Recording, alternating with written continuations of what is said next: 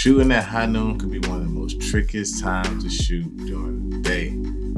But don't worry, in this video I'm going to be showing you how I overcome this issue myself.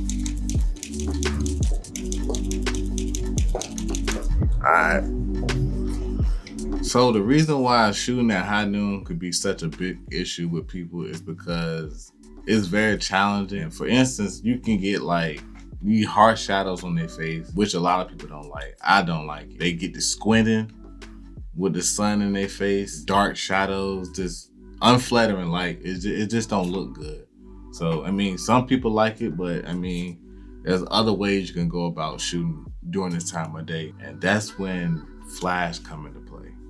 So I'm a shooter that shoots with off-camera flash. So what that means is I set up a light stand, I set up lights, I set up a modifier that I use, and this way I can shoot with controlled lighting the way I want to. Now, flash can be tricky, so what you want to do is to definitely take a few test shots. So what I do first is I will dial in my ambience. So I will expose for the background, how I want that to be.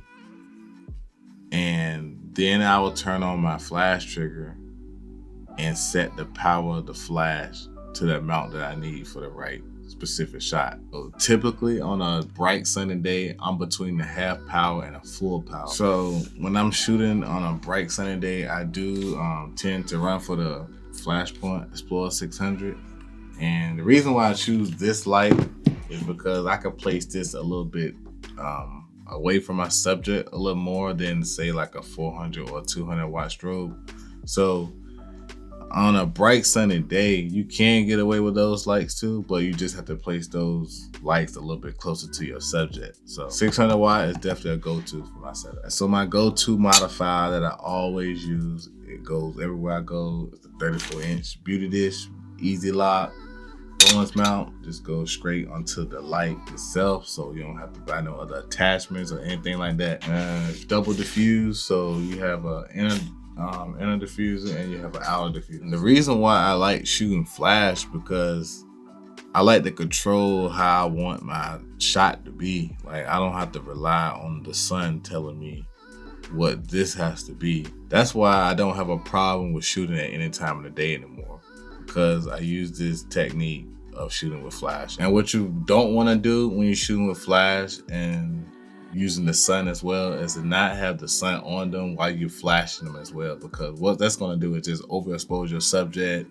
You're going to get all types of uneven lighting and it's just going to be a mess. So definitely try to place the light behind them, the sun behind them, and just light them with the flash. But if there happen to be times where the sun is on them as well, and then there's some type of shadows on the face, just place the light where the shadow is at and just light that side of the face and not the entire face. And whenever shooting flash, it's always best to use like some type of sandbags and things like that, because you do not want to break these lights. Like, it's just not fun to replace these lights once they're broken. Sandbags is definitely recommended when you want to protect your gear. C-stands, I would prefer C-stands, especially on a windy day. Regular stands fine. When that wind get into the softbox and you don't got like nothing to support it to weigh it down, it's just going to be, on the ground next thing you know. Times where I do like natural light outdoor is when they're doing like a walking action type of shot. I will tend to use natural light. So if they're walking like towards the sun, like in this photo session that I had here, the sun was evenly lit on her face, so this was acceptable for me.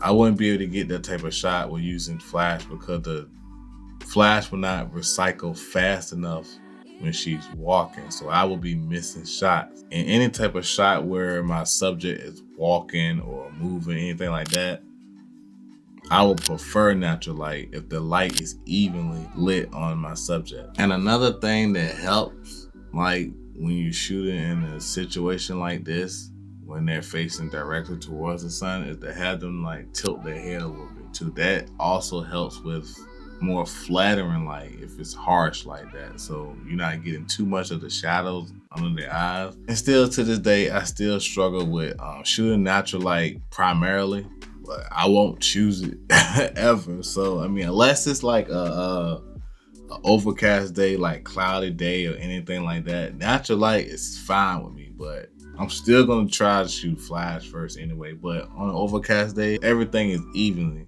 because there's no harsh shadows. The clouds is treated like a softbox. So that's the only time I'm okay with natural light, really. All right, y'all, thanks for watching. That's all I got on how to shoot at bright sunny days, high noons, whatever you want to call it, using flash, using natural light. And this is just the way I go about it. And I hope you learn a thing or two from it. Any other topics you want me to make, just leave a comment as well, and I'll be sure to make one of those for you too. All right, see y'all in the next one.